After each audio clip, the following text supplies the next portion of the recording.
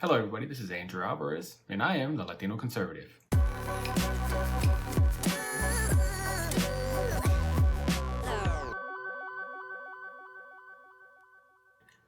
So first off in the news, a couple things. I still hear people talking about the smoking age, or the age to buy tobacco going up to 21 years old. Quite honestly, I think the government needs to step out of that too. I'm a little conservative on that. Not that I am pro-smoking. I actually don't like the habit. I don't want to do it myself. But do I blame people for wanting to smoke? No. Do I think any less of them? No, I don't at all. However, if I can be tried as an adult, I should be able to buy a pack of cigarettes too. If I could put my life on the line for my country, I should be able to buy a pack of cigarettes. If I can sign legal contracts, I should be able to buy a pack of cigarettes. The same thing with beer. I think, beer and alcohol, period. If I could do all of those, I should be able to buy a 6-pack of Bud Light or Corona or whatever it is my choice is. Because quite honestly, sometimes that does help out. I will admit I do have my drink every now and then because I need it. So having to wait till you're 21 to buy a pack of cigarettes, it's a little long. I've had some people say that, well, if you want to buy cigarettes, go enlist in the military. You can buy cigarettes in the military at 18 years old with your military ID. You can even buy alcohol. Yes, you can. Why should I have to go enlist just to buy a pack of cigarettes? It's kind of unfair if you ask me. Yes, I understand. There should be some benefits to those who enlist in the military. But at the same time, you don't have to enlist in the military just to buy a pack of cigarettes. On the same token, U-Haul. U-Haul will now not hire people who smoke cigarettes, or nicotine for that fact. That even includes nicotine patches, vape pens, or whatnot. They are doing that in 21 states. They are sending people for screenings for that. Now, quite honestly, if you as a company have to make sure your people don't smoke on their breaks, maybe you need management. And I think that may be something that is motivating this. It's trying to get people to quit smoking on their breaks. Now, before I got into the car business, one of my jobs was in the call center. And it's kind of a stressful job. Pay isn't that great. You talk to irate customers all day long. Yeah, it's stressful. One of our biggest things that we had was people going on smoke breaks. Now, we had a scheduled time for breaks because we had really strict call forecasting that we had to meet. If we had 100 calls come in 30 minutes, we had to make sure we had 100 people ready to answer those phones. So scheduling was really tough. And when it came down to it, I understood that when I managed people, I managed the people. They didn't manage me. Not to say that I was unfair or that I was mean, but I understand that when you go to work, you go to work to work. I think this is U-Haul's way of saying they've got weak management and they can't keep their people from taking extra smoke breaks. Come on, guys, grow some skin. If you can't keep your people from taking extra smoke breaks, guess what? The managers can't keep the people from taking extra smoke breaks. Therefore, maybe the managers might need to be disciplined. There's a saying that I live by in the sales world and in the call center world. Sometimes coaches need coaching too. I mean, heck, look at Jason Garrett. He tried to coach for 9 years. That is all Jerry Jones's fault because Jerry Jones doesn't know how to coach a coach. So I digress on that one. My bad. Little hard feelings there. But either way, they are now screening their employees for for nicotine use. And I think I would be more comfortable having them screen for alcohol use. Now, in case you didn't know, U-Haul is a provider of truck rentals and trailer rentals. Having people smoke on their breaks isn't that big of a deal because they're not actually driving these vehicles. However, I really wouldn't want them drinking because they may need to drive that truck from one location to another location that could possibly affect somebody. Now, I do know in the state of Washington, it is illegal to smoke, period, in your car. And this may be where this is going to. The reason behind that, from what I understood for the few times that I was up there, was because they don't know what you're really smoking. Now, Washington State is one of the states where legalized marijuana is there. So they can't say for sure what you're smoking, but they claim it is because it is obstructing your view. Yeah, probable cause just happened there. You're smoking a cigarette, so they got a right to search your vehicle for probable cause, or at least pull you over. I understand. They don't want you getting high while you're driving. I totally understand that. I'm for that. But I think this is kind of where U-Haul is going to, between managers not able to control their employees, and the 21 years old to buy nicotine now. I mean, it is what it is. So next topic, let's see what we got. So here's a shocker, really real shocker, and I had to research this one on my own. The UN is hiring disarmament officers in New York. Yeah, the UN is hiring disarmament officers in New York. Chew on that for a little bit. So back to the whole gun control thing. You know, I'm very pro gun ownership. If you want to own a gun, please own a gun. As long as you can control it right, and as long as you're not mentally unstable. Please own a gun. I beg you. Help protect us from a tyrannical government.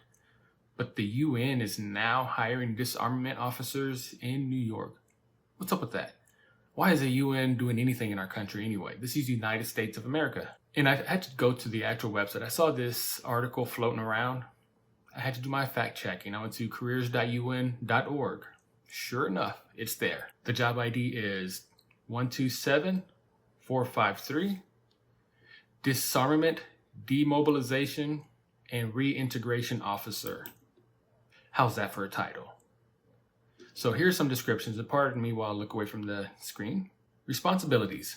Within delegated authority, the Disarmament, Demobilization, and Reintegration Officer will be responsible for the following. Act as a focal point for disarmament, demobilization, and reintegration components for 2 to 3 missions, responsible for planning support to implementation and evaluation. Participates in DPO and integrated task force planning meetings for the establishment of a new peacekeeping mission with a potential DDR component. Provide technical assistance to peace negotiations. Participates in technical assessments, missions. The list goes on. So again, we've got people, representatives that are not part of the United States coming to hire disarmament officers. So yeah, that's just plain stupid. That should be almost illegal. I don't know where this is coming from, why this was even allowed in the country. This posting was posted on my birthday, actually, December 26th. And again, I had to look it up. I'll actually put a link in the description for you to check it out yourself if you'd like, because I'm going to contact some of the reps that we have here too. And I encourage you to do that. Contact your own rep. Tell them that this is not okay. It's not okay for the UN to have those kind of missions here in the United States. This isn't their country. This is our country. We need to stand up for that.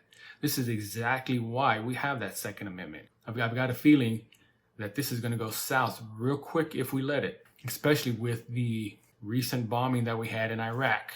You know, the Iranian military leader, it's hard to say his name, Soleimani.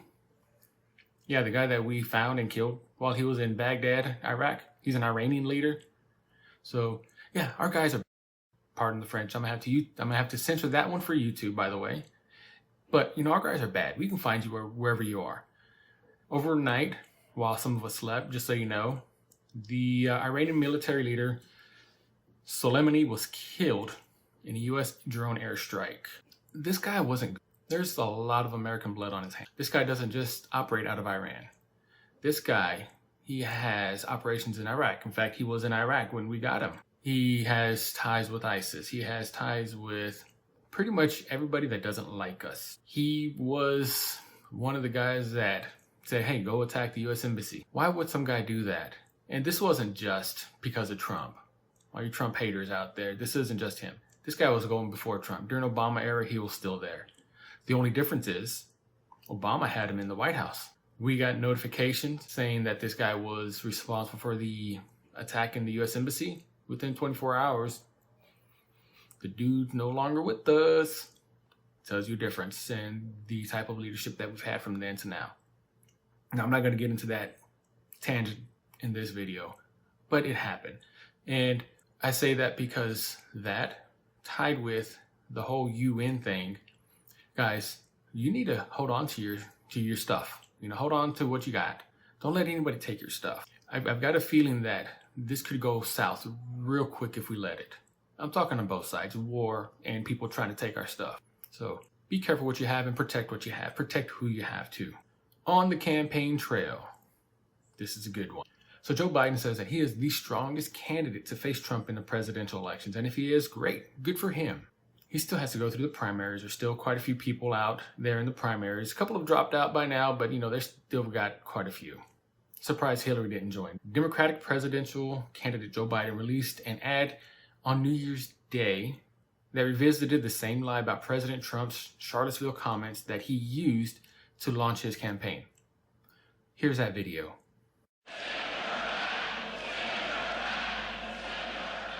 Hatred on the streets of Charlottesville last night. White nationalists carried torches. It was a weekend of street battles and stark displays of racism. But you also had people that were very fine people on both sides. And we are in a battle for the soul of the nation.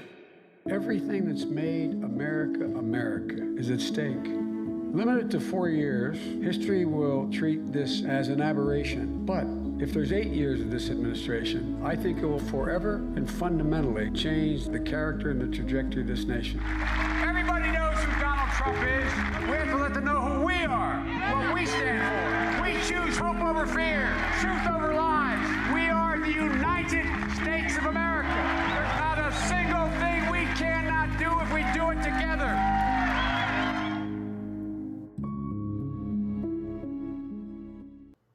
Okay. That was a lie. So here's the actual video of the comments that Trump actually made during that meeting. And you had people, and I'm not talking about the neo-Nazis and the white nationalists, because they should be condemned totally. The ad appears to show the president referring to white supremacists and neo-Nazis as a very fine people.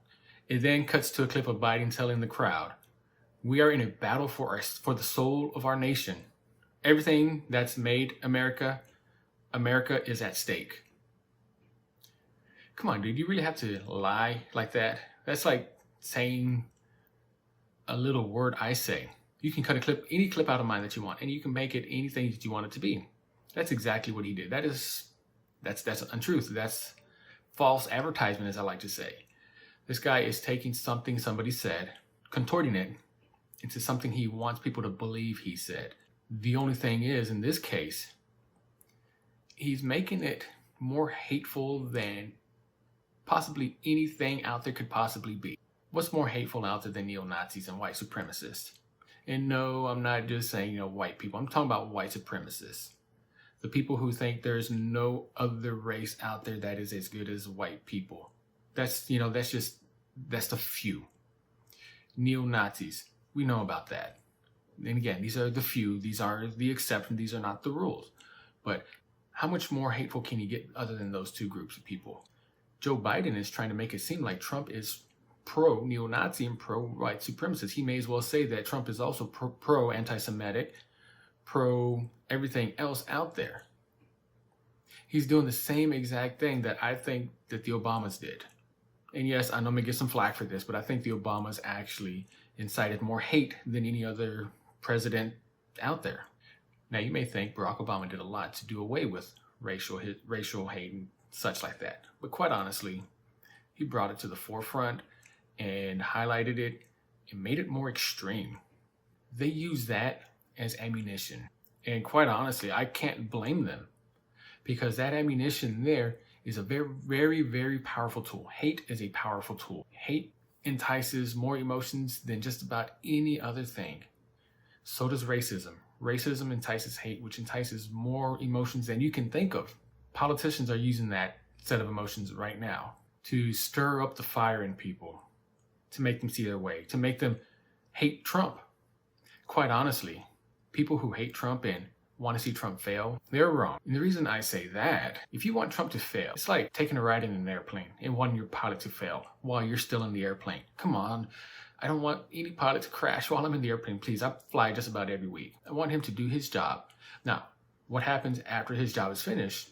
Hey, you know what? That's all on him. But while he is flying that jet, flying that plane that I'm on, I want him to be as successful as possible. Same thing with our president. Whether you like him or not, you should want him to be as successful as possible because you are on that jet with him. We're all in the same plane. We're all in the same car. We're all on the same train going from point A to point B. And let's make sure we get there safely. Hey guys, thanks again for listening. This is Andrew Alvarez, the Latino Conservative. I am your voice. If you have any questions, feel free to leave them in the comments. Also, don't forget to like and share this post. If you're on YouTube, please hit the subscribe button and sign up for alerts. Thank you again.